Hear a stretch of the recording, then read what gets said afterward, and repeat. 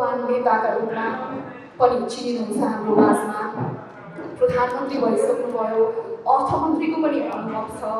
तर जनतालाई सरोकार हुने परिणाम दिने त्यो हिसाबले अरू नेताहरूलाई त्यति फरक देखिनु भएको छैन वा नेपाली जनताले महसुस गरेका छैन। यो पुस्तकमा भनिए जस्तै सत्ता प्राप्तिको राजनीति चाहिँ हाम्रा नेताहरूले जाने, राजकाज जानेनन्। यो तपाईँमा लागु हुन्छ? जस्तो राजनीतिको मूल लक्ष्य नै समाज रूपान्तरण र व्यवस्थापन हो, त्यसैले यो राजकाज बिनाको राजनीति चाहिँ राजनीति होइन, सत्ता प्राप्त गर्ने एउटा हत्कण्डा मात्रै हो भनेर यो पुस्तकले त्यसैको सेरोफेरोमा धेरै कुराहरू बोल्छ। तपाईँ विभिन्न अन्तर्राष्ट्रिय मञ्चमा पनि डिस्कोर्सहरू दिनुहुन्छ, यस्तै छलफलमा सहभागिता जनाउनुहुन्छ, बाहिरका विभिन्न प्रतिष्ठित विश्वविद्यालयमा अध्ययन गरेर फर्किनु भएको छ। तपाईँ अलिकति पिक्चर दिनुहोस् न, 20औं शताब्दीका विश्वमा नाम चलेका मात्रै नभनौँ, डेलिभरी दिन सक्ने नेताहरूमा के गुण छ र हामी कहाँ हामीले मानेका नेताहरूमा के गुण छैन, तुलनात्मक अध्ययन गरेर यसो भन्नुपर्दा हामीले के ल्याग गरिरहेको छौँ। जस्तो नि तपाईँले पुराना दलका नेताहरूलाई चाहिँ राजनीति जानेको तर राजकाज नजानेको भनेर आक्षेप गर्नु भएको छ। तर यहाँ तपाईँहरूलाई चाहिँ राजनीतिको आधारभूत ज्ञान र सिप अनि कौशल बिना सिधै राजकाजको रहर र महत्त्वाकांक्षा पालेको अलिकति महत्त्वाकांक्षी भनेर आरोप लगाउँछन्। यो आरोपमा तपाईँको टिप्पणी के रहन्छ? तर अहिले मुलुकमा कम्युनिस्ट सरकार नै छ। यसो हेर्ने हो भने बेसिक कुराहरू, आम नागरिकलाई छुने कुराहरू, शिक्षा भयो, स्वास्थ्य भयो, यातायात भयो, यो सबैमा चाहिँ ठुला नेताहरूकै लगानी छ। एक प्रकारको सिन्डिकेट छ। त्यो अवस्थामा कल्याणकारी लोकतन्त्र भनेको हाम्रो लागि के हो, यो हासिल गर्न नसकिने यो ठुलो सपना हो वा यो कम्युनिस्टहरूले हामीलाई लामो समयदेखि भ्रम बेच्दै आइरहेका हुन्, के हो अलिकति क्लियर गरिदिनुहोस् न।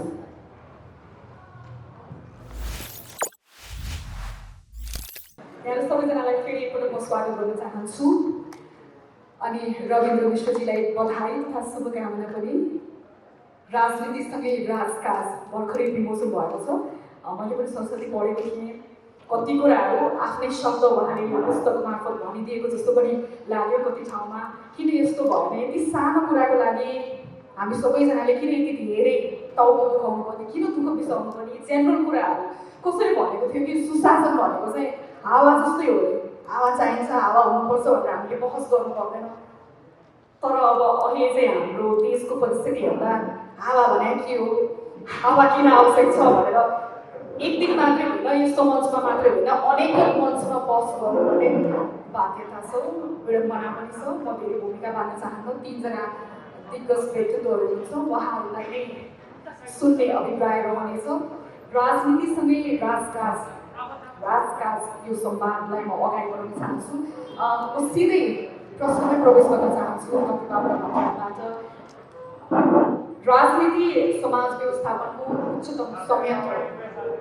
राजनीति भनेको दलको विचार तय गर्ने, एजेन्डा निर्माण गर्ने, संगठन निर्माण गर्ने, चुनाव जित्ने हो भने राजकाज भनेको चाहिँ राज्य सञ्चालनको गतिविधि हो भनेर यो पुस्तकले बोल्छ। यसैको सेरोफेरोमा रहेर हाम्रो कुराकानी अगाडि बढ्नेछ। डाक्टर भट्टराईलाई मेरो प्रश्न नि 45 वर्ष जति सक्रिय राजनीति गर्नुभयो होइन, एउटा विद्वान नेताका रूपमा पनि चिनिनुहुन्छ हाम्रो माझमा। प्रधानमन्त्री भइसक्नुभयो, अर्थमन्त्रीको पनि अनुभव छ। तर जनतालाई सरोकार हुने परिणाम दिने त्यो हिसाबले अरू नेताहरूलाई त्यति फरक देखिनु भएको छैन वा नेपाली जनताले महसुस गरेका छैन। यो पुस्तकमा भनिए जस्तै सत्ता प्राप्तिको राजनीति चाहिँ हाम्रा नेताहरूले जाने, राजकाज जानेनन्। यो तपाईँमा लागु हुन्छ? सबभन्दा पहिले म मिश्रलाई हार्दिक बधाई धन्यवाद भन्न चाहन्छु। उहाँबारे हामी सबैले थाहा छ। उहाँको हाम्रा कयौँ कुराहरू विचारहरूमा फरक छन्, तैपनि उहाँको भूमिकाको म सधैँ प्रशंसा गरिआएको कुरा यहाँ सबैलाई पनि थाहा छ। फेरि पनि यो सङ्कलन मार्फत उहाँले आफ्नो विचारहरू प्रष्ट ढङ्गले राख्नुभएको छ। त्यसमा थुप्रै विषयमा सहमत हुन सकिएला, कुनै हुन नसकिएला, फेरि पनि त्यसको निम्ति त्यो उपयोगी छ, पढ्न योग्य छ। त्यसमा म उहाँलाई बधाई र सबैलाई पढ्नमा आग्रह गर्छु।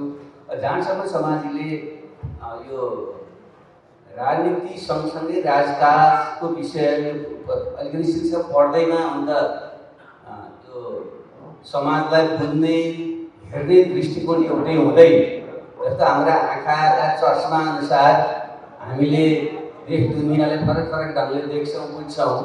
त्यसरी नै हाम्रो जुन एउटा दृष्टिकोण हुन्छ, एउटा आउटलुक हुन्छ, फिलोसफी हुन्छ, त्यसको आधारमा पनि हामीलाई चिजहरूलाई बुझ्ने अलिक फरक फरक सोच रहन्छ। मेरो विचारमा राजनीति र राजकाज भनेका खालि जङ्गल र रुख जस्तै मात्रै कुरा हो। राजनीति जङ्गल हो भने राजकाज रुख हो। फेरि त्यो अन्तर सम्बन्धित छन्, तिनलाई अलग ल्याएर हेर्नु चाहिँ मिल्दैन। अब मेरो बुझाइ चाहिँ उहाँको शिक्षकबाट राजनीति ब्रड कुरा त भयो, समग्र कुरामा त ध्यान पुग्यो, तर यो जुन ठोस र अंश पाटो राज्य सञ्चालन गर्ने तरिका हो त्यो अलिक पुगेन भन्ने कुरामा उहाँ केन्द्रित हुनुभएको छ। र समाजले मलाई प्रश्न गर्दा म आफै देशमा राजनीतिक व्यवस्था परिवर्तनको निम्ति 40-45 वर्षदेखि लागिरहेको छु र केही छोटो समय राज्य सञ्चालन त्यो राजकाज भन्ने शब्दले कथा कथाले प्रयोग गरिन आफूलाई नलागेको हुनाले अहिले अघिल्लो पनि लागेको छ, त्यो पनि गरिस्। तर त्यसमा चाहिँ त्यति खोजे जस्तो सफल चाहिँ भइन के लाग्छ भन्ने कुरा गर्नुभएको छ। म के भन्न चाहन्छु भने राज्य व्यवस्था स्टेट भनेको त्यो स्ट्याटिक हुँदैन। अलिकति रविन्द्र सुझावै छ, हामीले कुनै पनि चिजलाई गतिशीलता र परिवर्तनशीलता र ऐतिहासिक सापेक्षतामा हेर्नुपर्छ। राजनीति स्टेट क्राफ्ट अथवा राज्य सञ्चालन भन्ने कुरा पनि समय सँगसँगै समाजको परिवर्तन, मान्छेको चेतनाको परिवर्तन सँगसँगै त्यो पनि रूपान्तरण परिवर्तन हुँदै जान्छ। त्यसैले मेरो चाहिँ बुझाइ के छ भने नेपालमा हामीले जुन राजनीतिक परिवर्तनको निम्ति लड्यौँ 20औं शताब्दीको अन्त्य र अहिले 21औं शताब्दीको सुरुमा, यो काम अरू विश्वले खास गरी युरोप अमेरिकाले 200 वर्ष पहिल्यै गरेको थियो र एसियाका थुप्रै देशहरूले 20औं शताब्दीमा गरिसकेका थिए। हामी पछाडि पर्यौँ र त्यसलाई पूर्णतामा पनि पुर्याउन सकेनौँ। त्यसैले हाम्रो राजनीतिक परिवर्तन अझै ठिक ढङ्गले पुरा भएन भन्ने मेरो बुझाइ हो। त्यसैले राज्य चलाउने जुन स्टेट इन्स्टिट्युसन हो त्यसको पनि ठिक ढङ्गले रूपान्तरण भएन र अरू देशमा 200-100 वर्ष लागेर बनेका जुन स्टेट इन्स्टिट्युसन हुन् हाम्रो ठिक ढङ्गले बनेन। त्यो कारणले गर्दा नेपालमा राज्य सञ्चालन ठिक ढङ्गले भइरहेको छैन भन्ने मेरो बुझाइ हो। फेरि पनि हामीले यसलाई सच्याउँदै जान सकिन्छ। रविन्द्रजीले जे विषय उठाउनु भएको छ त्यसलाई ध्यानमा दिएर हामीले सच्याएर जान पर्छ भन्ने मेरो मान्यता छ। हुँदै गएर सधैँ सकिएन भन्ने बुझाइ चाहिँ अलि सही हुँदैन कि भन्ने मेरो बुझाइ हो। छोटो अर्को प्रश्न हो, राजकाजको चाबी पाइसक्नु भएको कारणले गर्दा त्यो चाबी त पाइसक्नु भएको छ नि, राजकाजको चाबी चाहिँ तपाईँले प्राप्त गरिसक्नु भएको छ नि त पटक पटक, कतिको सन्तुष्ट हुनुहुन्छ तपाईँ आफ्नै भूमिकालाई फर्केर हेर्दा अहिले? अब यो सापेक्षता हो। जब जति बेला म अर्थमन्त्री बने 2065-66मा, त्यति बेला हामी भर्खरै गणतन्त्र नेपालको पहिलो सरकार बनेको थियो र त्यति बेलाको मुख्य काम भनेको संविधान निर्माण, शान्ति प्रक्रिया र शान्ति यो सेना समायोजन यी लगायतको व्यवस्थापन प्रमुख कुराहरू थिए। राज्य सञ्चालन गर्नु र आर्थिक विकास समृद्धिको दिशामा अगाडि बढ्ने कुरा सहायक मात्रै थियो। त्यो पनि एउटा मात्रै कार्यकाल, एउटा मात्रै बजेट पेश गरेको हुनाले धेरै गर्न त सकिएन, तै पनि त्यसले एउटा सुरुवात राम्रै गरेको थियो भन्ने चाहिँ मलाई चाहिँ लाग्छ। जहाँसम्म पछि म यो 69-69मा जब म प्रधानमन्त्री बने, फेरि त्यो पनि 9 महिनै थियो मेरो वास्तवमा औपचारिक ढङ्गले, अर्को 9 महिना त एउटा प्रकारको अन्तरिम जस्तो थियो। त्यति बेला चाहिँ सोचे जस्तो भएन भने धेरै मान्छेको कुरा चाहिँ आउँछ, तर सन्दर्भ के थियो भने फेरि त्यति बेला पनि संविधान निर्माण, शान्ति प्रक्रिया, सेना समायोजनको कुरा नै प्रमुख रूपमा थियो र विकास निर्माण र राज्य सञ्चालनका कुराहरू सहायक थिए। र मेरो पालामा चाहिँ प्रधानमन्त्रीको इतिहास यस्तो हो जसको पालामा 2 वर्षसम्म बजेट पेश गरेर दिए। अहिले चाहिँ एउटा ड्रप अफ द ह्याट भने जस्तो गरेर राष्ट्रपतिले चाहिँ तुरुन्तै चाहिँ अध्यादेश जारी गरिदिनुहुन्छ।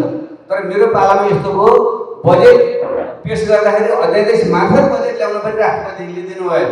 त्यसले गर्दा 2 वर्षसम्म बजेट पेश भएको छैन र धेरै मान्छेले बिर्सिन्छन् बाबुरामले अर्थमन्त्रीको रूपमा त राम्रै काम गर्यो तर प्रधानमन्त्रीको रूपमा चाहिँ गरेन भन्नु खोजे। बाबुरामको पालामा मात्रै नेपाली इतिहासमा 2 चोटिसम्म 2 वर्षसम्म बजेट आएन भन्ने पनि सम्झिनु पर्यो। त्यसले गर्दा यसको अर्थ म सन्तुष्ट छु भने होइन, यी विविध कारणले गर्दा तपाईँले अपेक्षा गरे जस्तो मैले सोचे जस्तो गर्न सकिनँ भन्ने मेरो भनाइ हो। त्यसैले अवसर मिलेछ भने अब त म अवसर लिए पनि पाए नलिए नलिनुपर्ने अवस्थामा पुगिसकेको छु, त्यसैले त्यो भन्नु त भएन।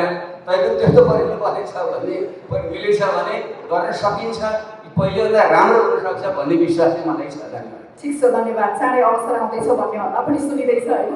म डक्टर स्वर्णिम वारले समक्ष जान चाहन्छु। जस्तो राजनीतिको मूल लक्ष्य नै समाज रूपान्तरण र व्यवस्थापन हो, त्यसैले यो राजकाज बिनाको राजनीति चाहिँ राजनीति होइन, सत्ता प्राप्त गर्ने एउटा हत्कण्डा मात्रै हो भनेर यो पुस्तकले त्यसैको सेरोफेरोमा धेरै कुराहरू बोल्छ।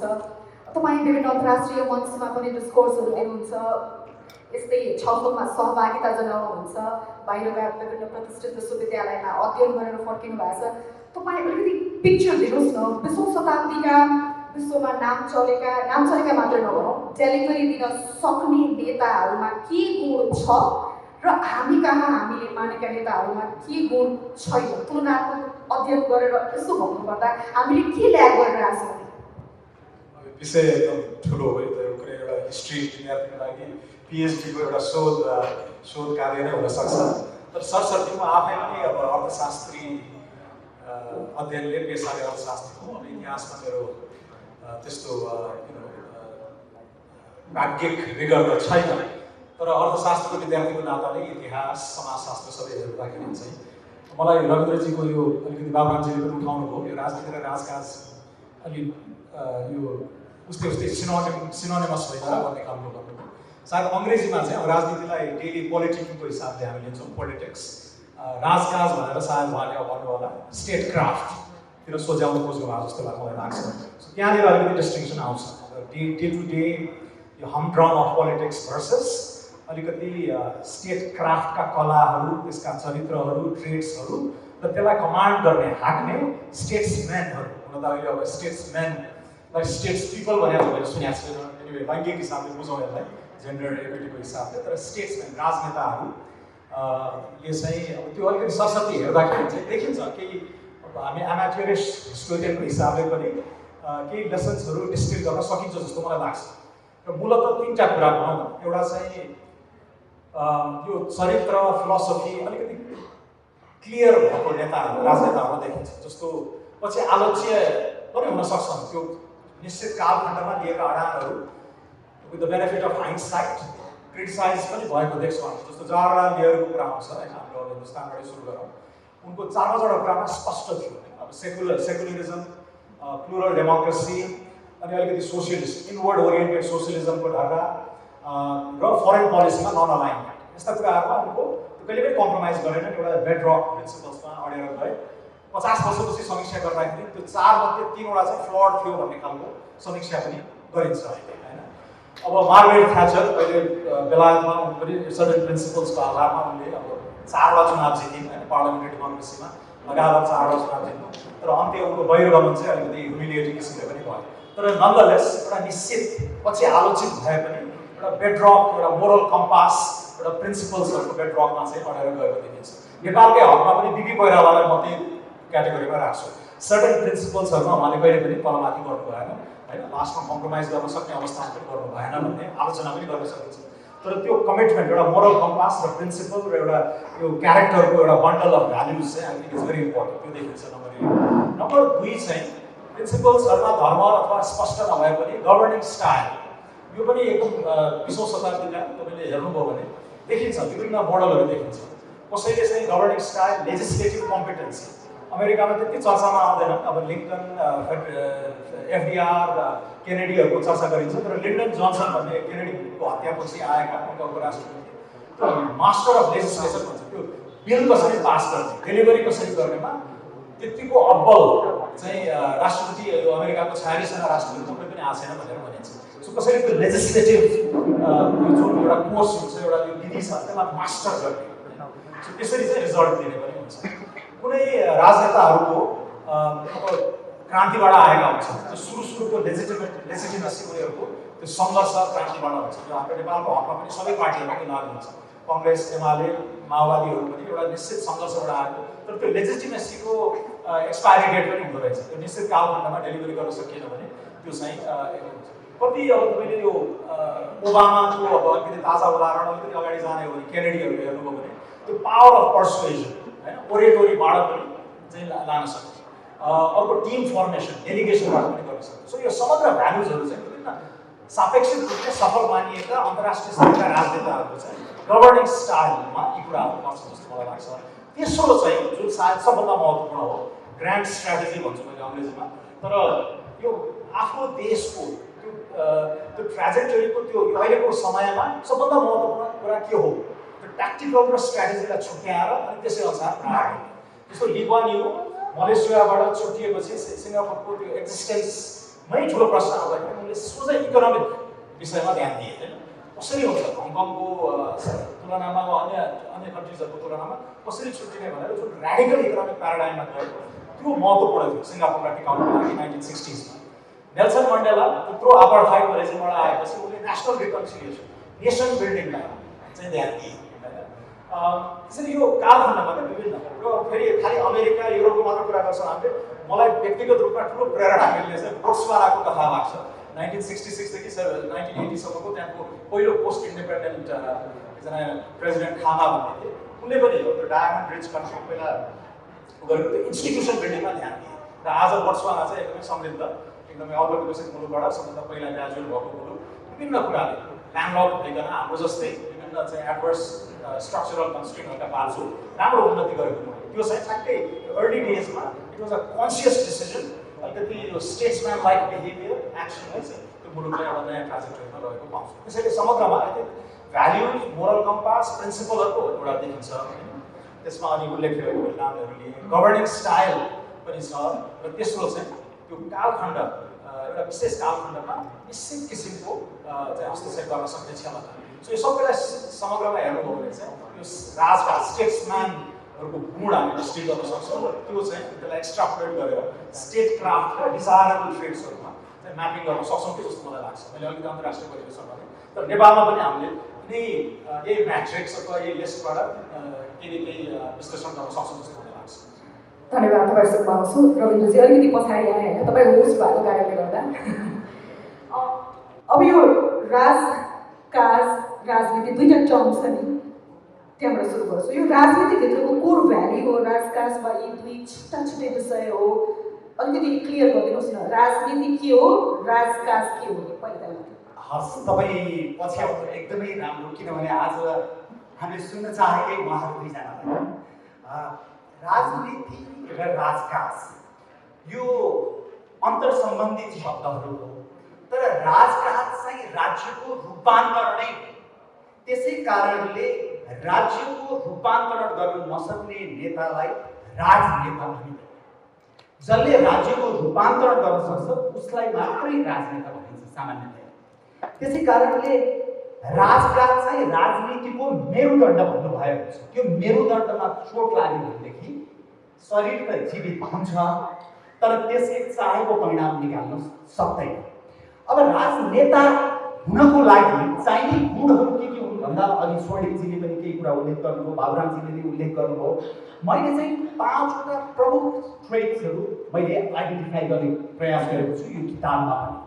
त्यो सबै पूर्णतामा नहुन सक्छ तर अंशको रूपमा चाहिँ त्यो हुनै पर्ने रहेछ, सन्तुलनको रूपमा। जस्तो राजनेता, रूपान्तरणकारी राजनेता हुनको लागि इमान्दारी चाहिन्छ, क्षमता चाहिन्छ, सामान्य सुझबुझ, कमन सेन्स, कहाँनिर कसरी के गर्ने भन्ने कमन सेन्स चाहिन्छ, सँगै विचार चाहिन्छ र दूरदृष्टि चाहिन्छ।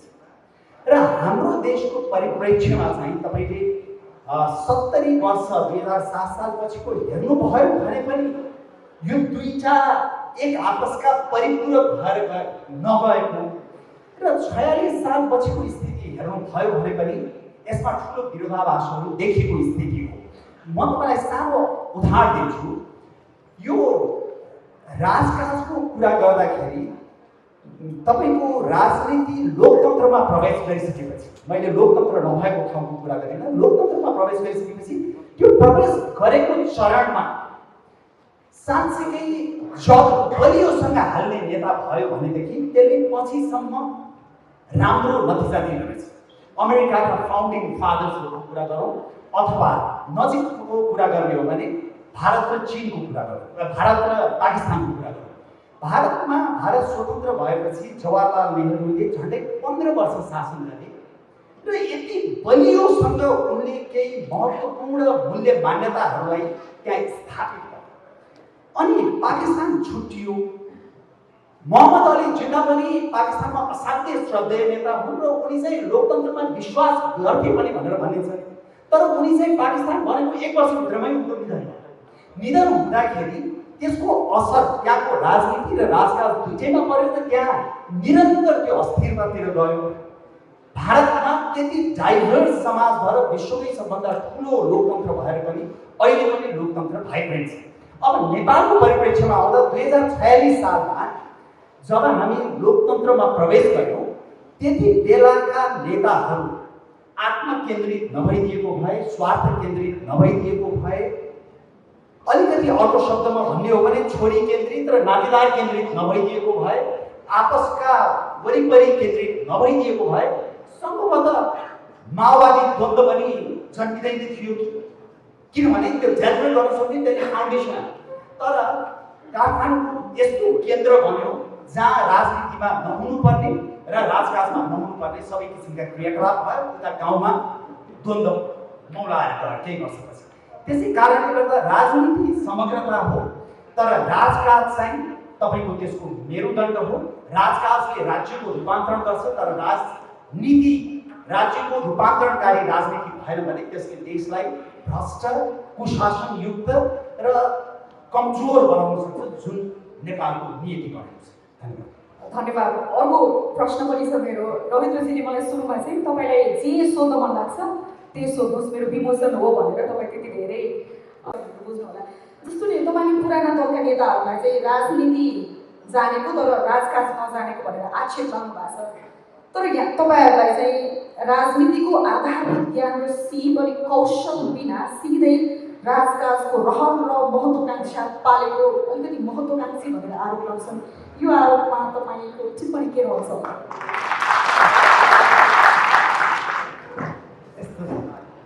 राजनीति जानेकाहरूले राजनीति बिगाडिएको हुनाले हामी जस्ता राजनीति नजानेका भनेकाहरू राजनीति गर्न आउँदैन।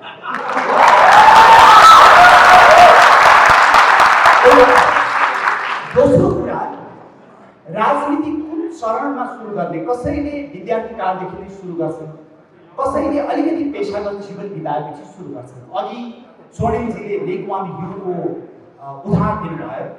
उहाँले पढेर आएर ब्यारिस्टर भएर पछि केही समयपछि राजनीति सुरु गर्नुभयो। तर सिङ्गापुर जस्तो देश जो अस्तित्वमै रहन सक्छ कि सक्दैन भनिएको देशलाई आमूल रूपमा रूपान्तरण गरिदिनु भयो। उहाँको उनी एकदमै पावरफुल वक्ता पनि हुन्। उनले एक ठाउँमा के भनेका छन् भने if you elect a cheap government, you'll end up with cheap results. र नेपालमा दुःखका साथ भन्नुपर्छ, समग्रतामा मैले यसलाई जेनरलाइज गरेको नसम्झिनु होला। ओभरअल भन्नुपर्दा yes, we have been electing cheap government and ending with cheap results. Thank you. धन्यवाद। अब उहाँको राजनीतिक सिट त सत्तामा पुगेपछि परीक्षण होला होइन, त्यसका लागि कति पुग्नुपर्छ भने समय लिने होला। म डक्टर भट्टराई समक्ष जान चाहेँ होइन। उहाँले यो कल्याणकारी लोकतन्त्रको प्रस्तावना भनेर पुस्तकमा एउटा निबन्ध नै लेख्नु भएको छ। अब यो लोकतन्त्र, गणतन्त्र यस्ता ठुला ठुला जार्गनहरू नेपाली समाजमा प्रशस्तै प्रयोग हुन्छन्। अब कम्युनिस्ट पार्टीहरूले त त्यो कल्याणकारी लोकतन्त्र भन्दा पनि एक स्टेप माथि उठेर सामाजिक न्याय र समानताको वकालत गर्छन्।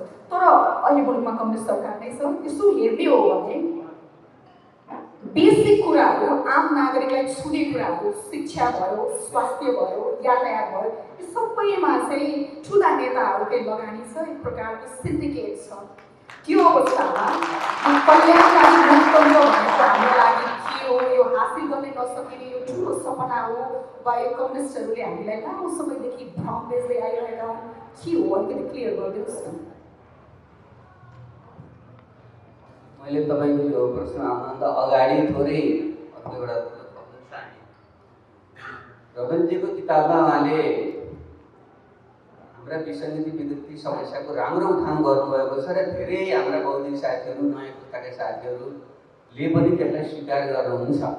तर किन कुनै पनि रोगको कारणतिर हामीले गएनौँ भने फेरि त्यसको चाहिँ ठिक ढङ्गले डायग्नोसिस नभएसम्म त्यसको चाहिँ उपचार पनि ठिक ढङ्गले हुँदैन।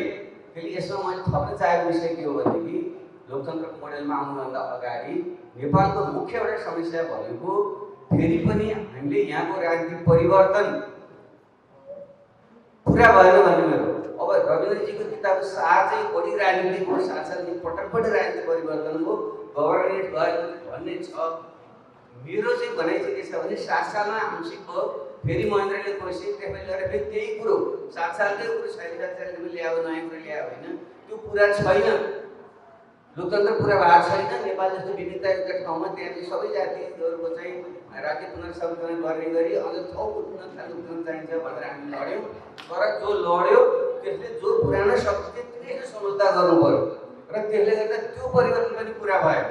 र प्रकारान्तरले के भयो भने जुन उहाँले उदाहरण दिनुभयो रविन्द्रजीले, मैले धेरैचोटि भन्ने गर्छु, यो क्रान्तिकारी अथवा राजनीतिक परिवर्तनपछि जति उपलब्धि प्राप्त भएको छ त्यसलाई संस्थागत गर्नको निम्ति ती परिवर्तनकामी शक्तिहरूले नै केही दशक नेतृत्व गर्नुपर्छ।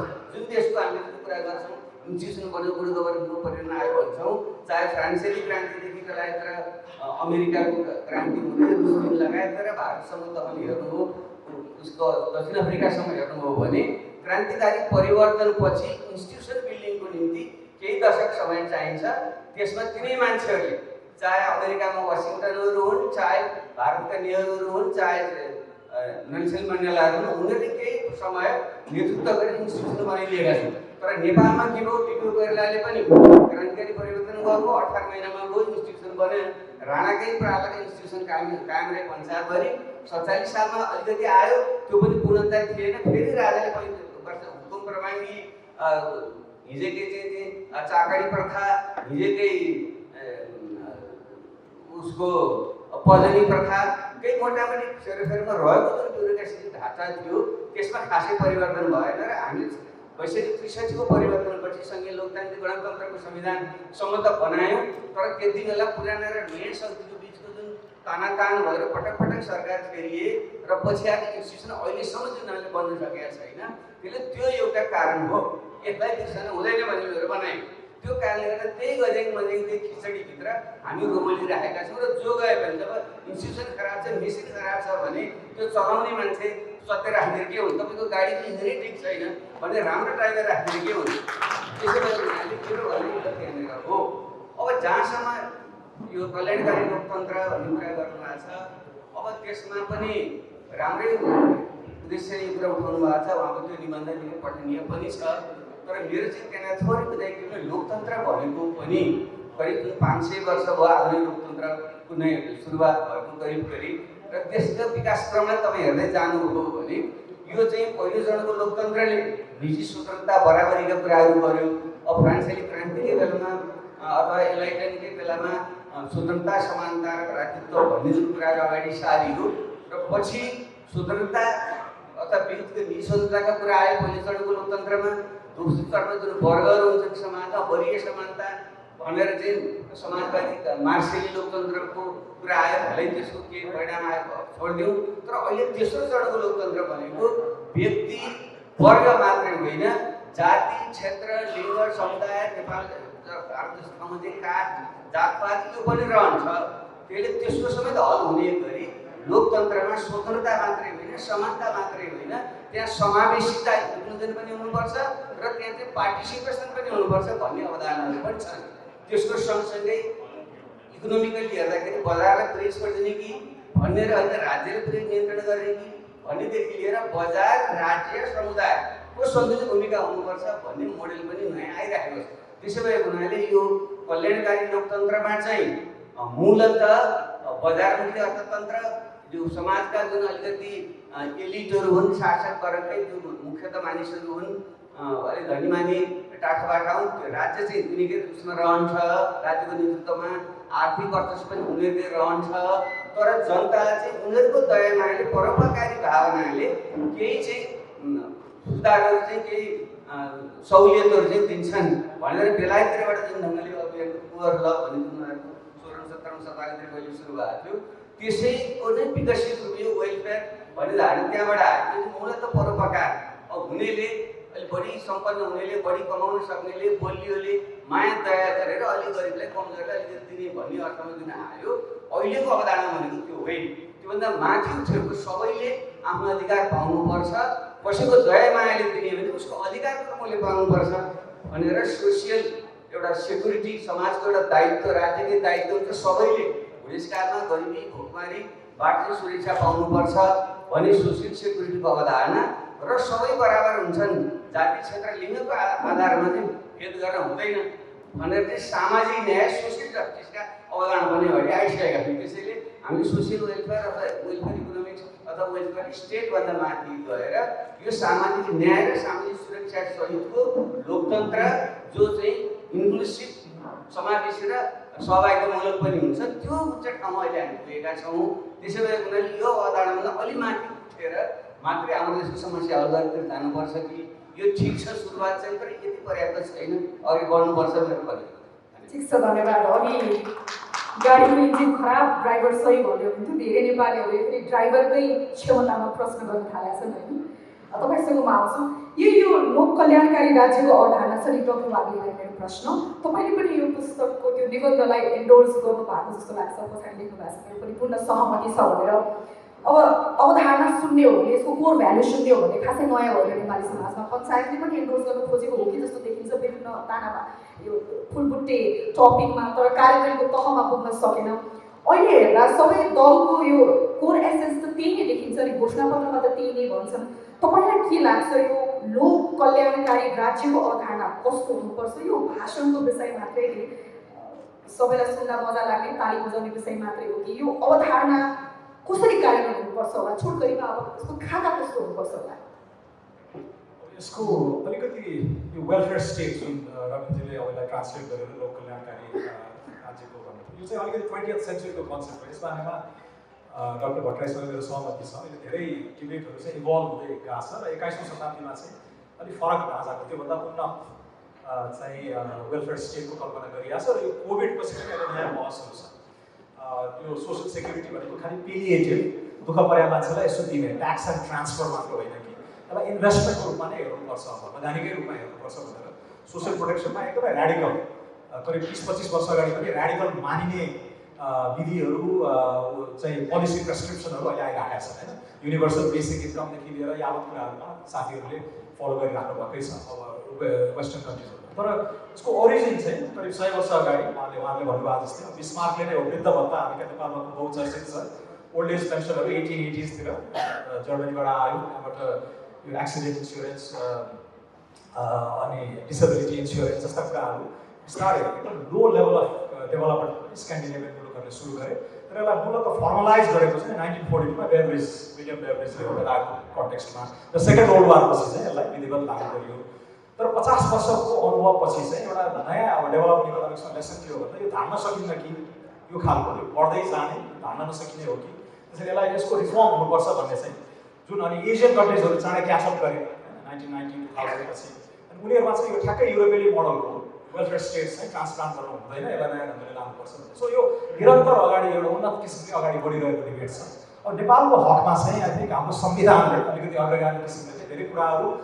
लेटरमा राखेको छ तर हाम्रो यो I think it's quite reverse from हाम्रो यो रिसोर्स अभाइलेबिलिटी होइन हाम्रो यहाँ इकोनोमिक ग्रोथको त्यो डाइनामो त्यो इन्जिन नै चलायमान नभइकन धेरै कुराहरू चाहिँ खालि वितरणमुखी हिसाबले आश्वासन मात्र दिने नारा राजनीतिमा चाहिँ चुनावहरूमा नारा मात्र भन्ने गर्दाखेरि त्यो अलिकति फ्रस्ट्रेसन अलिकति रिजेन्टमेन्ट नेताहरूको विश्वसनीयतामा आइरहेको ह्रास त्योसँग जोडिन्छ जस्तो मलाई लाग्छ त्यसैले तर सेन्सिभली एकदम लो लेभल अफ डेभलपमेन्टमा पनि हामीले एउटा धान्न सक्ने वेलफेयर स्टेटको खाका चाहिँ जानुपर्छ र हाम्रो अब इनइक्वालिटीको विषय एब्सोल्युट पोभर्टीको विषय सोसियल मोबिलिटीको विषय इत्यादिमा चाहिँ त्यो विभिन्न औजारहरू छन् अहिले म डिटेलमा पनि जान्न यसबारेमा 6 महिना अगाडि मेरो एउटा विस्तृत अन्तर्वार्ता पनि आएको थियो नयाँ पत्रिकामा त्यसमा पनि हेर्नु होला साथीहरूले तर यसमा अलिक नयाँ ढङ्गले चाहिँ लाग्नुपर्छ तर यो चाहिँ स्टार्टिङ पोइन्ट रविन्द्रजी अब 20 वर्ष 22 वर्ष बेला बस्नुभयो त्यहाँबाट अलिकति इन्सपायर पनि भएर त्यसका एलिमेन्टहरू कोर टेनेट्सहरू चाहिँ नेपालमा लागू गर्नुपर्छ भन्ने त्यो झल्कन्छ उहाँको यो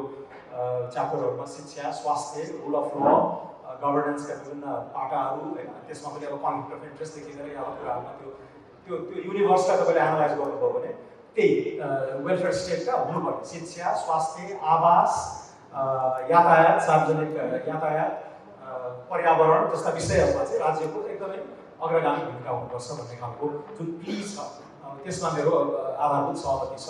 तर मोडालिटीमा सबै राज्यले अब यहाँ एउटा ड्राइभर्स लाइसेन्स दिनलाई 18 महिना लगाउँछ राज्यले, एउटा सामान्य कागज सवारी चालक अनुमति पत्र दिनलाई होइन। खेतबारीमा चाहिँ मल आउँदैन टाइममा, चाहिँ अब महिलाहरू राति हिँड्नलाई असुरक्षित छन्, टाइममा सार्वजनिक यातायातहरू चल्दैन भनेपछि यो तपाईँको प्रश्न नि सानातिना जनताको जीवनसँग सरोकार राख्ने सानातिना इस्युजमा त्यति ध्यान दिँदैनौँ हामी।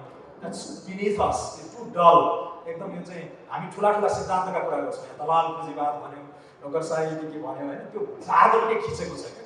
सो आई थिङ्क अवतरण गर्नुपर्ने बेला आयो। नेपालको राजनीति चाहिँ त्यो day to day bread and बटरको इस्युजमा हामीले राजनीतिलाई जनताको जीवनस्तरसँग नजोडिकन यो फेरि क्रेडिबिलिटी, फेरि यो राजनीतिक प्रक्रिया राजनेताहरूको अथवा राजनीतिज्ञहरूप्रतिको विश्वसनीयता पुनः आर्जन हुन्छ जस्तो मलाई लाग्दैन। र यसको सुरुवात छ फेरि पनि एकदमै म्याक्रो लेभलमा सिंहदरबारै कब्जा गरेर पर्फेक्ट एउटा रेजिम मेरो हातमा आएपछि बल्ल डेलिभरी सुरु गर्छ भन्ने होइन। अमेरिकाको एउटा इम्पर्फेक्ट युनियन भन्ने शब्द आज पनि उच्चारण गर्छ। ट्रम्पले झन्डै स्वाहा पारिदिएको थियो त्यत्रो 200 वर्ष 50 वर्ष पुरानो डेमोक्रेसीलाई पनि। भनेपछि it's a work in progress रहेछ यो लोकतन्त्र चाहिँ कन्स्टेन्टली रिफाइन गर्दै हार्डवर्कबाट रिफाइन गर्दै जानुपर्ने हुन्छ। बाबुरामजीले जुन आशय प्रस्तुत गर्नुभयो हामीले खोजेको जस्तो आएन, त्यही भएर गर्न सकिएन भन्दा मेरो हल्का विमति छ त्यसमा चाहिँ। यसलाई रिफाइन गर्दै लाने, रिफाइन गर्दै लानुपर्छ र खाकामा चाहिँ हामी सही ठाउँमा आएको छौँ जस्तो मलाई लाग्छ। त्यसरी इन्टर्नल प्लम्बिङमा अब युवा पुस्ताहरूले पनि होइन लागेर यसलाई नयाँ ढङ्गले लानुपर्छ। तर त्यो खाका भनेको के हो भन्दाखेरि राजनीतिक रूपले उदार, सामाजिक रूपले एउटा चाहिँ समन्यायिक एउटा जस्ट सोसाइटीतिर र इकोनोमिक रूपले चाहिँ अब प्रस्परस, त्यसरी यो लिबरल जस्ट र प्रस्परस डेमोक्रेसीको खाका चाहिँ हामी कहाँ छ।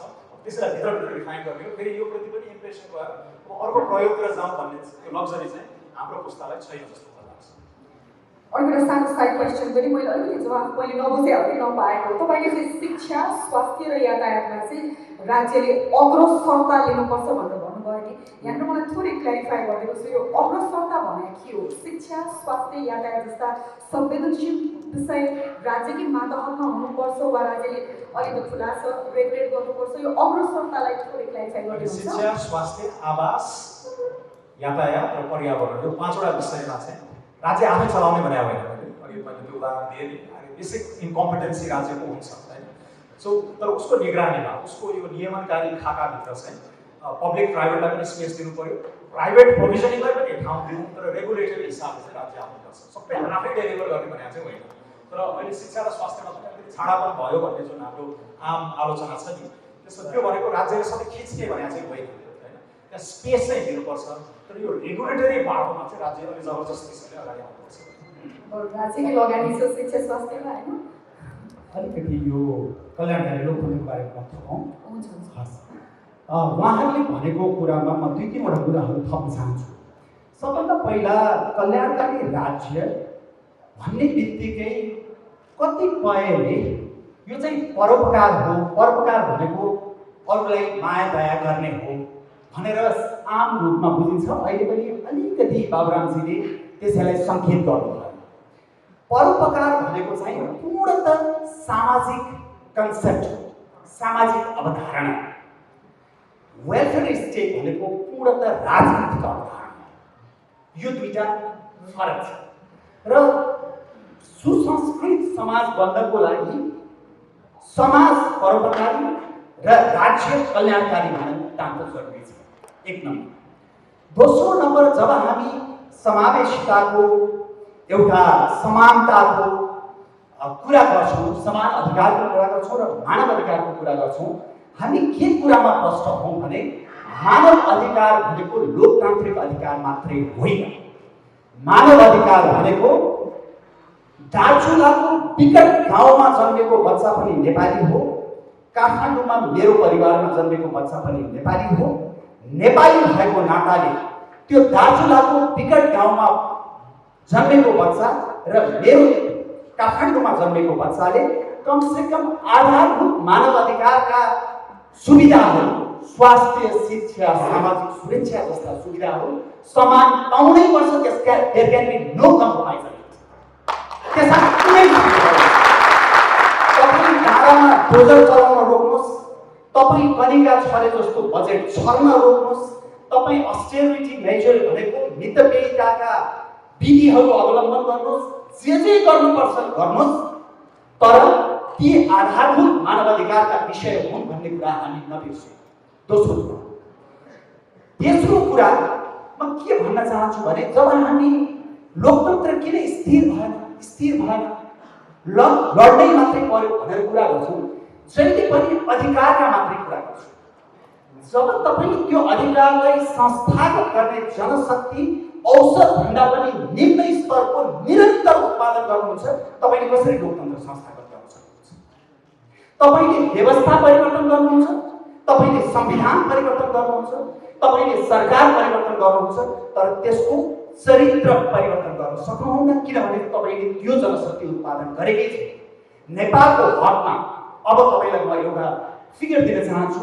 नेपालमा 20% विद्यार्थी निजी स्कुल जान्छ।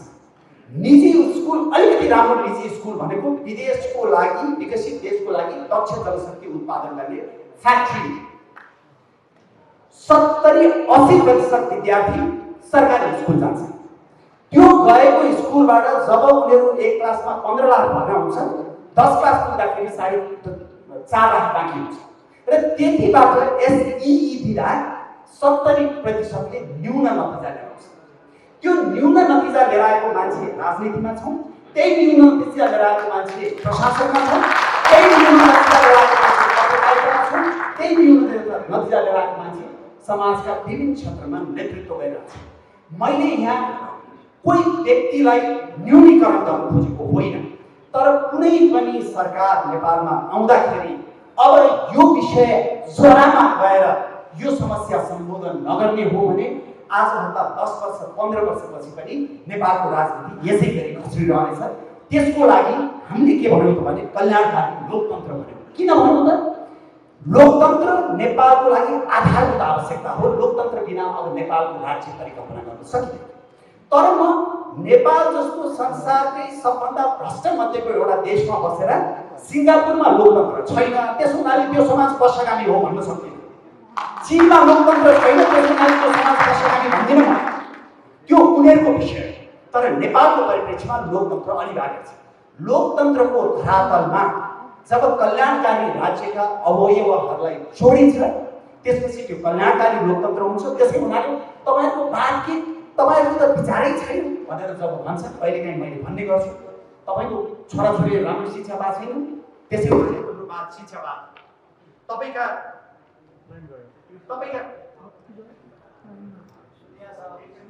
छोराछोरीले राम्रो बाबुआमाले राम्रो स्वास्थ्य सुविधा पाएका छैन, त्यसो हुनाले हाम्रो बात स्वास्थ्यवाद। तपाईँको घरमा बिजुली आउँदैन, त्यसो हो भने हाम्रो बात बिजुलीवाद हो।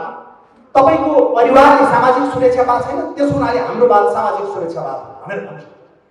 ली कुआन यूको बात के थियो, माथि मोहम्मदको बात के थियो, केजरीवालको बात के हो, अथवा अहिले तपाईँको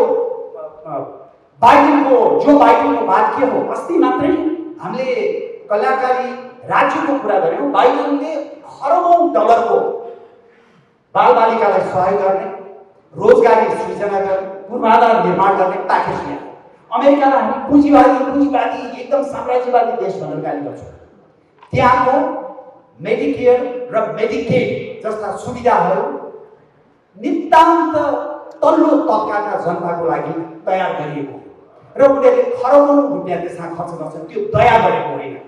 राज्य भनेको हुने खानेको लागि होइन, जसको छैन उसको लागि चाहिँ राज्य हुनु। कल्याणकारी राज्यको अवधारणा गएको 100 वर्षमा संसारका विशिष्ट नोबेल पुरस्कार प्राप्त अर्थशास्त्री लगायत हाम्रो डाक्टर स्वर्णिम वाग्लेका गुरु जेफ्री स्याक्स, जसले नेपालमा आएर बोल्नु भएको थियो, यी सबैले एक किसिमले अनुमोदन गरेको विषय हो। र सस्टेनेबल डेभलपमेन्ट गोलका तपाईँले प्रारम्भिक 4वटा 5वटा मुद्दा हेर्नुभयो भने ती सबै कल्याणकारी राज्यका अवधारणासँग जोडिएको छ। त्यसै हुनाले कल्याणकारी राज्य अथवा कल्याणकारी लोकतन्त्र भनेको अन्यथा नसम्झिनु होला, उहाँ पनि त्यो कट्टर साम्यवादी विचारबाट अलिक पर सरिसक्नु भयो। कल्याणकारी लोकतन्त्र भनेको तपाईको त्यो स्वर कल्पना, साम्यवादी स्वर कल्पना होइन। कल्याणकारी लोकतन्त्र भनेको तपाईको समाजलाई सङ्कुचित पार्ने शास्त्रीय समाजवाद पनि होइन। कल्याणकारी लोकतन्त्र भनेको समाजवाद र पुँजीवाद दुवैका राम्रा विशेषतालाई अंगीकार गरेर अगाडि बढ्ने मध्य मार्ग हो, जसलाई अलिकति एक किसिमले भन्ने भने हत्या गर्न थाचर र रेगनले निकै प्रयास गरेका थिए तर सकेन। ट्रम्पले पनि अलिकति गरेकै हो तर पनि भएन। त्यसो हुनाले यो चाहिँ लामो अनुभवबाट के देखियो भने राज्यको चरित्र कल्याणकारी हुनैपर्छ भन्ने देखियो। त्यसैमा जोड दिन खोजेको। Thank you. यसमा मेरो अर्को एउटा पूरक प्रश्न पनि छ। तपाईँले कल्याणकारी लोकतन्त्र भनेको चाहिँ यो पुस्तकमा पनि तपाईँले त्यो तुलना गर्नुभएको छ कि शक्ति युग चाहिँ साम्यवाद जस्तै हो, त्यहाँ सबैजना हाँसी खुसी बस्ने होइन, दिने चलिने रहन्छ, एकै ठाउँमा थुपार्ने, जसलाई चाहिन्छ त्यसले लिने भनेर। अब तपाईँले यो जुन कल्याणकारी लोकतन्त्र भन्नुभएको छ नि, अब यो तपाईँहरूको यो एजेन्डा त म सोध्दिनँ, धेरैले सोध्दा तपाईँलाई हैरान पनि भइसक्यो होला होइन। अब पुरातन नेताहरू जस्तो रेलिङ भाँचेको जेल बसेका नेताहरू छैनन्, तर विशेषज्ञ दक्षता हासिल गरेका नेताहरू तपाईँको पार्टीमा छन् भनेर भन्नुहुन्छ। अब यो कल्याणकारी लोकतन्त्र हासिल गर्नको लागि खाका के हो त? कसरी त्यहाँसम्म पुगिन्छ? राज्यले त्यो डेलिभरी कसरी दिन्छ त? उसले त्यो दायित्व वहन कसरी गर्छ भनेर त भनिदिनु पऱ्यो नि त। नभए त फेरि त्यही स्वेर कल्पना नै हुन्छ यो कल्याणकारी लोकतन्त्र पनि हाम्रो लागि। यसलाई अघि स्वर्णजीले अलिकति उल्लेख गर्नुभयो जस्तो कल्याणकारी राज्यको अथवा कल्याणकारी लोकतन्त्रका विशिष्ट नमुना भनेको स्क्यान्डिनेभियन कन्ट्रिजहरू नै हो। तर उनीहरूले पनि धनी भएपछि राज्य कल्याणकारी भएको होइन। न्यून आय हुँदाखेरि नै जुन स्तरमा सकिन्छ त्यो स्तरमा राज्यलाई कल्याणकारी बनाउँदै गएको। जस्तो सेकेन्ड वर्ल्ड वार पछि नै हो बेलायतमा नेसनल हेल्थ सर्भिस, जुन अहिले संसारकै सबैभन्दा प्रभावकारी तपाईँको राज्यले दिने स्वास्थ्य सेवा मध्येमा पर्छ, त्यो सुरु गरिएको। त्यसै गरी स्क्यान्डिनेभियन कन्ट्रिजहरूमा पनि उनीहरू सम्पन्न भएपछि गरेको होइन। अब नेपालको हकमा जब हामी कुरा गर्छौँ, नेपालको हकमा हामीले के बुझ्नु पर्यो भने हामीले तपाईको नेपालको परिप्रेक्ष्यमा के काम गर्न सक्छौँ। अहिलेको स्थितिमा हेऱ्यौँ भने बजेटको 10% शिक्षामा लगानी गरिएको छ र इन्टरनेसनल प्र्याक्टिस पनि के हो भने 17 to 20% त्यो सामान्यतया शिक्षामा लगानी गरिन्छ। भारतमै अहिले आम आदमीले झन्डै 22 to 24% शिक्षामा लगानी गरिरहेको छ। हामी कहाँ 10% छ, 20 मा एकचोटि 17% पुगेको थियो, तर त्यो 1% मात्रै काम गर्यो। स्वास्थ्यको अवस्था त्यस्तै छ। त्यसो हुनाले जोसँग पैसा छ उसले बाँच्न पाउने, जोसँग पैसा छैन उसले मर्नुपर्ने हुन सक्दैन। जोसँग पैसा छ उसले राम्रो शिक्षा पाउने, जोसँग छैन उसले नपाउने हुन सक्दैन। त्यसै भएर मैले अघि पनि भने तपाईँले कसरी त खाका कसरी प्रस्तुत गर्नुहुन्छ भन्दा यति मात्रै बुझौँ। अहिले लामो छलफल गर्नलाई समय छैन। कुनै पनि सरकारले अब मानव अधिकारको आधारभूत अधिकारभित्र सार्वजनिक शिक्षा, निःशुल्क र गुणस्तरीय सार्वजनिक शिक्षा, स्वास्थ्य र सामाजिक सुरक्षालाई पारेन भनेदेखि नेपालको राजनीति औसतभन्दा न्यून जनशक्ति उत्पादन गरेर जहिले पनि घस्रिन्छ। यो कुरामा हामी प्रष्ट हौँ। त्यसको लागि हामीले जुन मैले एउटा शब्द प्रयोग गर्ने गर्छु फोकस प्लानिङ भनेर, त्यो फोकस प्लानिङ भनेको चाहिँ अब हाम्रो तपाईँले प्लानिङको इतिहास हेर्नुभयो भने यसरी छरपष्ट बजेट हामी छर्छौँ र असारे विकास भन्छौँ। अन्तिम आर्थिक वर्षको अन्त्यमा आएर हाम्रा अधिकांश बजेटको पैसा हामी खर्च गर्न उद्योग हुन्छौँ। हामीले केन्द्रीकृत हुनु पर्यो। केन्द्रीकृत भनेको यस्ता केही यो आयोजनामा केन्द्रित हुनु पर्यो जसले अर्थतन्त्रलाई उद्वेलित गरेर रोजगारी सृजना गर्छ। जस्तो हाम्रै छिमेकमा 3 gorges ड्याम बनाउँदाखेरि खरबौँ रुपियाँ खर्च गरे, 13 लाख मान्छेलाई विस्थापित गरे, तर त्यसले त्यहाँको इकोनोमीमा जुन किसिमको असर पार्यो त्यसले त ठुलो असर बारे। दक्षिण कोरियाको मैले सोल बुसान राजमार्गको बेला बेला उदाहरण दिने गर्छु। तपाईँको 1 वर्षको बजेटको 25% बजेट त्यो 428 किलोमिटरको राजमार्ग बनाउनको लागि प्रयोग गरिएको छ। 25% बजेट। त्यसै गरी संसारमा अन्य आयोजनाहरू पनि छन्। नेपालमै भन्नुहोस् न, बुढीगण्डकी बनाउने हो भने चितौन काठमाडौँबाट नजिक पर्छ, फेवातालभन्दा 15 गुणा ठुलो ताल भन्छ। त्यसको पर्यटकीय भ्यालु के हो होइन? त्यस्ता किसिमका आयोजनाहरू अझ यहाँ बलरामजी हुनुहुन्छ, स्वर्णिमजी हुनुहुन्छ, उहाँहरूलाई सबैले थाहा छ यसको बारेमा। यस्ता केही आयोजनामा फोकस गर्नु पर्यो जसले गर्दाखेरि नेपालको अर्थतन्त्र उद्वेलित होस्, रोजगारी सृजना होस्, त्यसले राष्ट्रिय पुँजी बढोस् र हामीले साँच्चीकै यो देशका विविध एकदमै विपन्न मानव विकास प्रतिबद्धमा तल परेका जिल्लाहरूमा लगानी गर्न सक्नु। मैले त भन्ने गरेको छु, भोलि साँच्चीकै यो देशका जनताले साथ दिएर हामी सरकारमा आयौँ भनेदेखि सबभन्दा पहिला 5 वर्षभित्रमा 500 वटा गुणाङ्कन शैलीको स्कुल हामी यो देशको सबभन्दा विपन्न क्षेत्रमा स्थापित गर्छौँ। त्यसभन्दा पछि के भन्नुहुन्छ, तपाईँले स्ट्रक्चरल चेन्जको कुरै गर्नुहुन्न, संरचनागत सुधार ल्याउनु पहिला। संरचनागत सुधार कतिचोटि गर्ने? 30 वर्ष 40 वर्ष संरचनागत सुधार गर्ने? नाच्न नजान्ने आँगन टेढो बनाए जस्तो हरेकचोटि हामी आफू नाच्न जान्दैनौँ, हामीमा इमान छैन, अनि हामी रेजिम चेन्जदेखि लिएर कन्स्टिट्युसन चेन्जदेखि लिएर सधैँ त्यसैलाई परिवर्तन गरिरहेको छु। त्यस्तो चाहिँ धेरै गर्नुहुन्न। यद्यपि अहिलेको संविधान पूर्ण छ भनेको होइन, त्यसमा सुधार गर्नुपर्ने पक्षहरू छ। धन्यवाद। धन्यवाद। डक्टर भट्टराईसँगै म आइहालेँ होइन। उहाँले जुन यो खाका प्रस्तुत गर्नुभयो नि होइन, कल्याणकारी लोकतन्त्रको, उहाँ भन्दै हुनुहुन्थ्यो कि व्यवस्था परिवर्तन हाम्रो आवश्यकता होइन अहिलेको समयमा, संरचनागत सुधार पनि त्यो त समयक्रम सँगसँगै एउटा हदमा त अगाडि बढी नै रहला, तर त्यस्तो ड्रास्टिक संरचनागत सुधार हामीलाई चाहिएको छैन भनेर उहाँले भन्नुभयो। अघि तपाईँ मलाई भन्दै हुनुहुन्थ्यो कि अझै लड्न बाँकी छ भनेर, पक्कै पनि हाम्रो तपाईँको केही विमति छ होला। उहाँले जुन विकासको मोडल स्लाइड ग्लिम्स मात्रै दिनुभयो नि, त्यो एटेनेबल हो, हासिल गर्न सकिने उपलब्धि हो हाम्रो लागि। हुनुपर्छ भन्ने विषय विवाद भयो।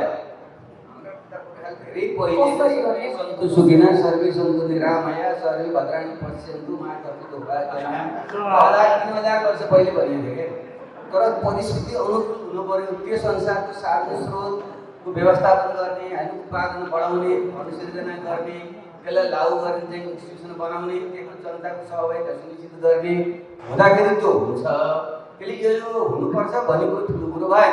कसरी हाँसिङ लिएर अहिले पढे लेखेको मान्छेले बसेर चाहिँ गऱ्यो भने राम्रै योजना बन्छ। प्रश्न कहाँनिर हो भने समाजमा त विविध प्रकृतिका मान्छेहरू छन्। हाम्रो समाज यति विविधतायुक्त छ। हिमाल पहाड तराई मधेसका विविध जाति समुदायहरू छन्। तपाईँको राज्यका चेहरा हेर्नु, यहीँ पनि तपाईँले हेर्नुहोस्, एउटै समुदायका हामी सबैले 80% छौँ, त्यसको जनसङ्ख्या 30% होला, र अरू तपाईँले हेर्नु अनुहार यहाँ छैन। पुरुष र महिला आधा आधा 51% महिला छन्, 50% पुरुष छन्, र हाम्रा यी सबै एकदम एक बनाउने कारण मान्नुहोस्, हेऱ्यौँ भनेदेखि 80% पुरुष र 20% महिला होला। र अरू दलित भनेर जसलाई हामी झन्डै 18-20% हेला गरेका छौँ, त्यसको यहाँ 1% पनि सायद छैन। र त्यसरी जो श्रमिक हो, जुन विषयमा आश्रित भएर बसेको 65% जनता हो, जो विदेश जानलाई बाध्य भइरहेको, त्यसका प्रति हामी कति छौँ? त्यसले मैले भन्नु खोजेको के भने राम्रा यो हुनुपर्छ भन्नको निम्ति तपाईँ हामी अहिले पनि लेखेका डाटाबाट मान्छेले हुनुपर्छ भनेर हुँदैन। हुनु त पर्छ, तर गर्ने कसरी भन्दा पहिलो कुरो त जो विभेदमा उत्पीडनमा परेको, वञ्चितीकरण परेका मान्छेहरू हुन्, तिनको राज्यका अङ्गहरूमा सहभागिता हुनु पर्यो। समावेशिता, इन्क्लुजन र पार्टिसिपेटिभ डेमोक्रेसीको कुरा नगरेसम्म राज्यका सबै अङ्गहरूमा र पार्टीका पनि सबै अङ्गहरूमा यी सबै समुदाय, वर्ग, जाति, क्षेत्र, लिङ्गको त्यो प्रति तपाईँ नगराएसम्म जतिसुकै तपाईँले राम्रा चिल्ला कुरा गरे पनि व्यवहारमा लागु हुँदैन। दया माया कसरी दिनु होइन, हामी बहिनी आफू विरोध गर्ने, मैले किन गर्छु कसैलाई भन्नु त? यो जुन सोसियल सेक्युरिटी राखेर वेलफेयर कुराहरू आयो युरोप अमेरिकामा, त्यहाँ लडेर सङ्घर्ष गरेर आइरहेको छ। अहिले मात्र अमेरिका जस्तो ठाउँमा संसारको सबभन्दा धनी प्रति व्यक्ति आए, धनी $70,000 $1 लाख करिब पुगेको छ। त्यहाँ पनि जो यो एमाजोनको सबभन्दा मालिक संसारको 1 नम्बर धनी छन्, त्यसले त्यहाँका मजदुरहरूलाई ट्रेड युनियन राइट नदिएर त्यही विषयमा विवाद चलिरहेको छ। आज बिहान मात्रै एउटा चाहिँ मैले हेरिरहेको थिएँ, उसले चाहिँ आफ्नो चाहिँ मजदुरहरूको निम्ति अधिकार पाउनुपर्छ भने किन लडिरहेको छ? त्यसरी लडेपछि बाध्य भएर हुने खाने वर्गले, समुदायले, जातिले, लिङ्गले अधिकार दिन्छ। इतिहास नियम यो।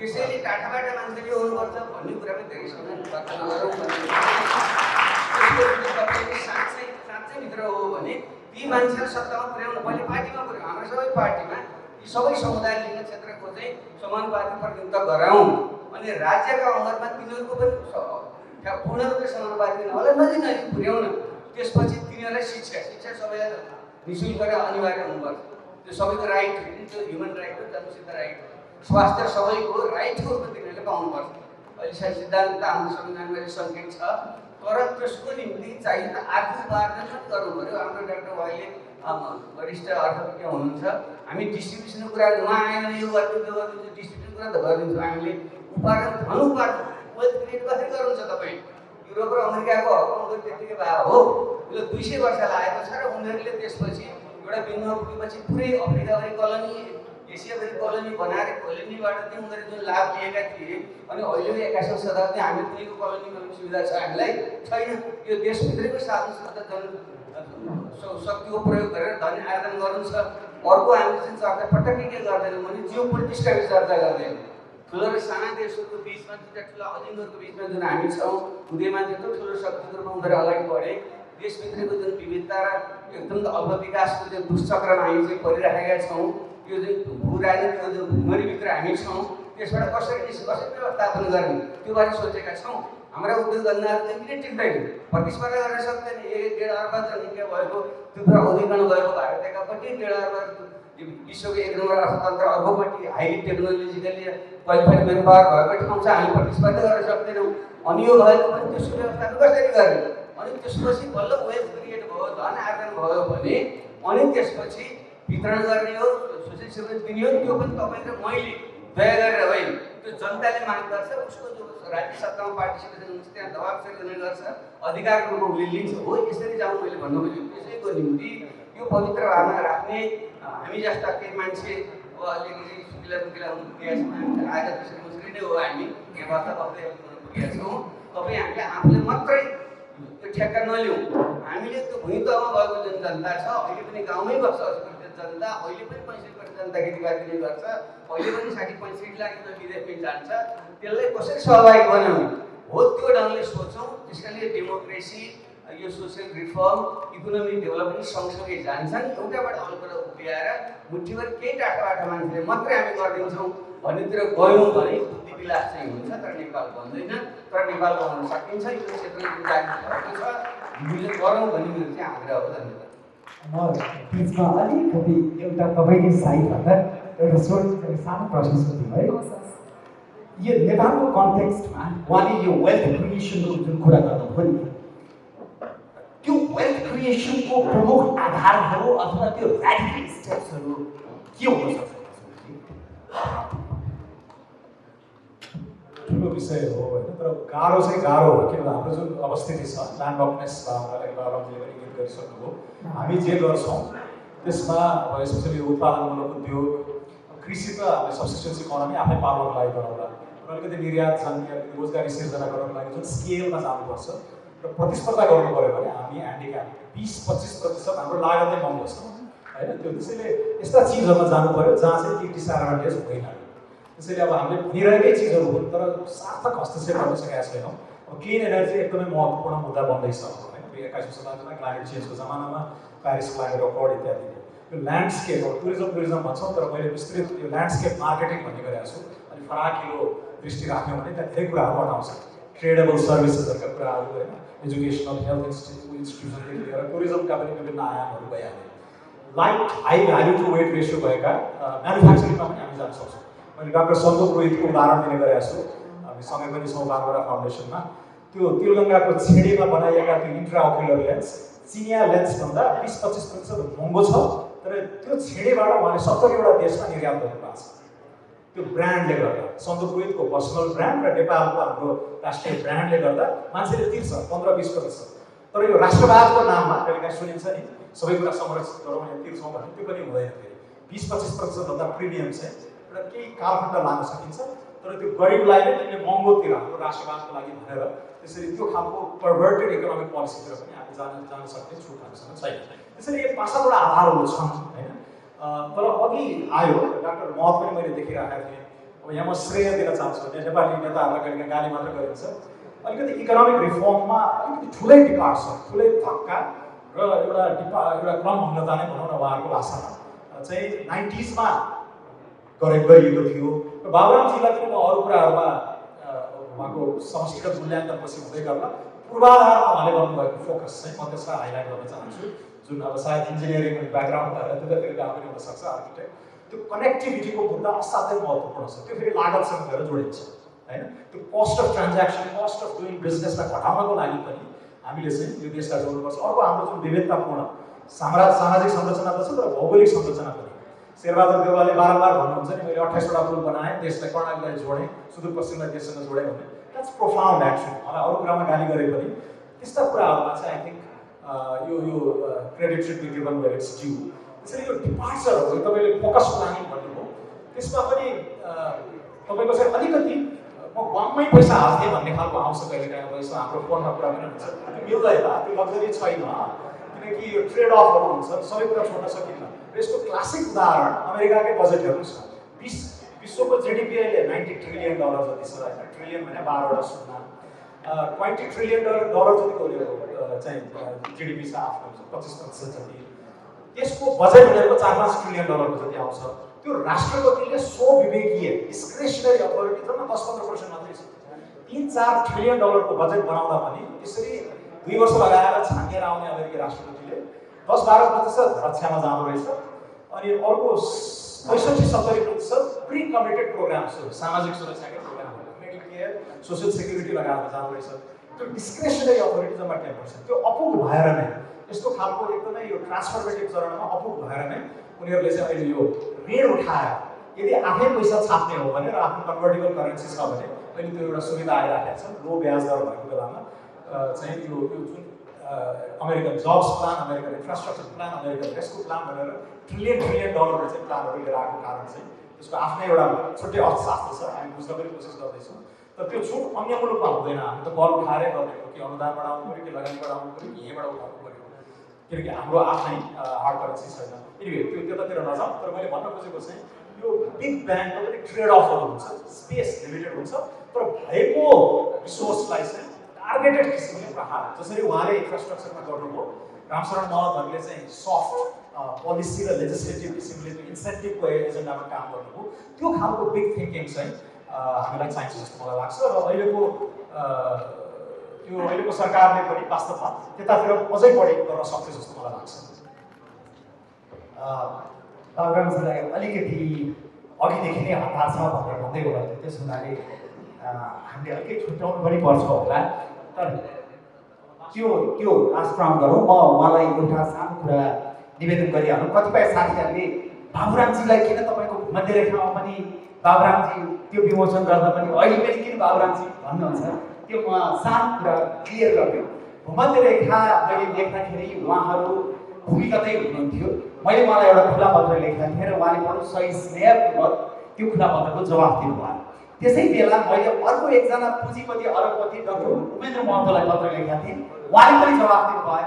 अनि मैले भूमध्य रेखा त्यो विमोचन गर्ने बेला एकातिर तपाईँको पुँजीपति अरबपति डाक्टर उपेन्द्र महतो, अर्कोतिर त्यति बेलाको स्थितिमा कट्टर साम्यवादी डाक्टर बाबुराम भट्टराई राखेर त्यो विमोचन गरियो र त्यसपछि मैले त्यसको बारेमा लेखेँ पनि रोचक भएको थियो। अहिलेको स्थितिमा उहाँले जे जति अध्ययन गर्नुभएको छ, जे जति यो देश बनाउँदै भनेर अगाडि बढ्नु भएको छ, जुन दृढताका साथ अर्थमन्त्री हुनुभयो, प्रधानमन्त्री हुनुभयो, त्यसपछि त्यसले नै भएन भनेर अर्को प्रयास गर्नुभयो, त्यो राजकाजमा चाहिँ के फ्लज रहेछ त, यो ट्रान्सफर्मेसनै गर्न नसक्ने के रहेछ भन्ने कुरा उहाँभन्दा बेटर अर्को व्यक्तिले अहिले एक्सप्लेन गर्न सक्दैन भन्ने ससम्मान उहाँलाई मैले आज आमन्त्रण गरेको हुँ। स्वर्णिमजीको त अब उहाँको अन्तर्राष्ट्रिय अनुभव सबै ज्ञान सबैले गर्दाखेरि गरेको हुँ। तपाईँ अन्तिम राउन्ड गर्न चाहनुहुन्छ या के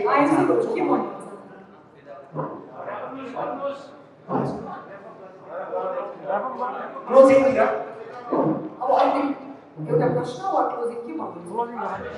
क्लोजिङ गर्ने हो भने म एउटा सानो यो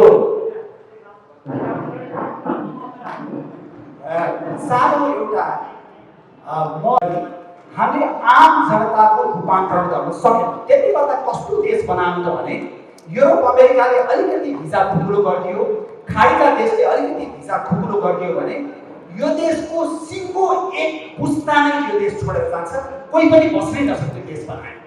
त्यसै हुनाले हामी विफल पुस्ता हौँ भन्ने मलाई लाग्छ। र त्यही परिप्रेक्ष्यमा मैले एउटा कविता लेखेको छु, भन्नुहोस् बुवा तपाईँको पुस्ताले यो देशलाई के दियो।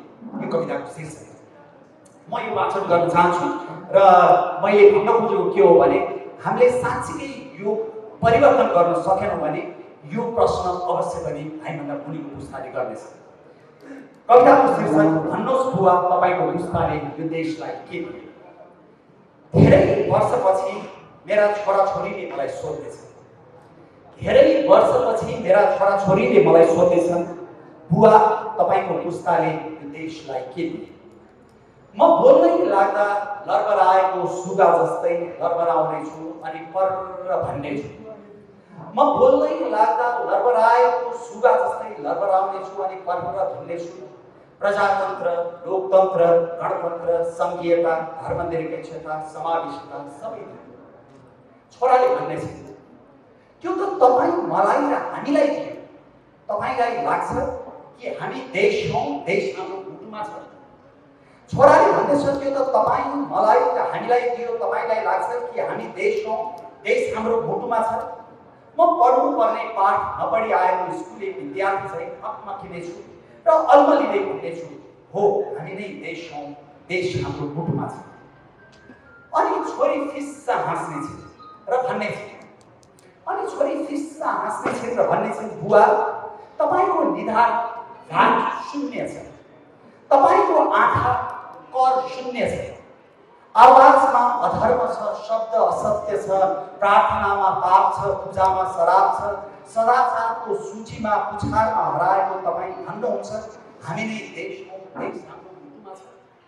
होइन होइन बुवा, होइन होइन, देश तपाईँले पैसा चपाएको धुलाउने बाटोमा होइन, देश तपाईँले महल खड्याएको उर्वर माटोमा होइन, देश तपाईँले न्याय मारेको अदालतमा होइन, देश तपाईँले नैतिकता बेचेको सहर बजारमा होइन, देश देहातमा छ, देउराली र भन्ज्याङमा छ, देश मुगु मुस्ताङ र महोत्तरीमा छ, देश घाँस र दाउराको खाडीमा छ, देश ओह्राले बारेको झुपडीमा छ, देश दाल किन्ने पैसा नभएर पानीमा मुछेको भातमा छ, देश रित्तो खल्तीका कारण सास गएको लासमा छ। अनि भन्नुहुन्छ तपाईँको पुस्ताले सबै दियो, देश तपाईँको मुटुमा छ। अनि भन्नुहुन्छ तपाईँको पुस्ताले सबै दियो, देश तपाईँको मुटुमा छ। एकपटक मुटुमा हात राखेर भन्नुहोस् बुवा तपाईँको पुस्ताले यो देशलाई के दियो। छेपारो जस्तो रङ बदल्ने मान्छे दियो, सुत्केरी भत्ता खाने पुरुष सांसद दियो, चप्पल लाउने नेतालाई भवनको मान दियो, विमानस्थलमा सधैँ झर्ने आँसुको डल्ला दियो, लाउरा दियो, धमिजा दियो, काण्डै काण्डको श्रृङ्खला दियो, सुकेको दुधको मुन्टो लिएर कर्णालीमा हाल्ने आमा दियो, मुसहर बस्तीको एक्लो रुखमा बिहानै झुन्डिने बुवा दियो। अनि भन्नुहोस् बुवा तपाईँको पुस्ताले यो देशलाई के दियो। अब भन्नुहोस् बुवा तपाईँको पुस्ताले यो देशलाई के दियो। म निशब्द भएपछि छोरीले बिस्तारै भन्ने छिन्, म निशब्द भएपछि छोरीले बिस्तारै भन्ने छिन् बुवा चित्त नदुखाउनु होला, तपाईँको पुस्ताले भएको पनि सबै दियो, मेरो आत्माले दियो, मेरो सम्मान दियो, मेरो नेपालीत्व दियो, मेरो देशभक्ति दियो, बदलामा 10 लाख भोका पासपोर्ट दियो, कोही बस्नै नचाहने देश दियो। भन्नुहोस् बुवा तपाईँको पुस्ताले यो देशलाई के दियो।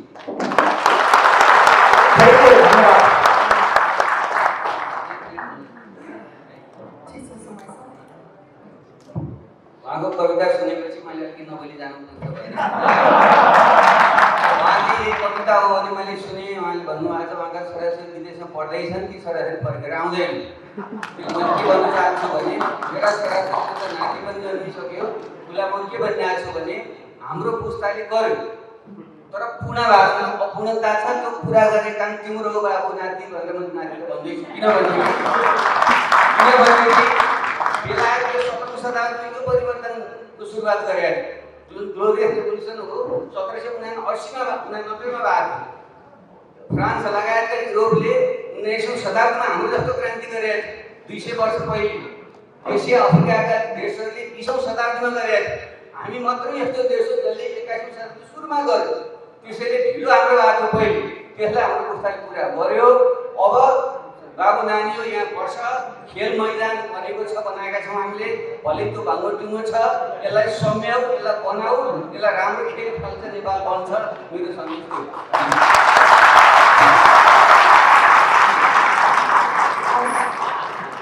यो सँगसँगै हाम्रो यो राजनीतिसँगै राजकाज समापन भएको छ।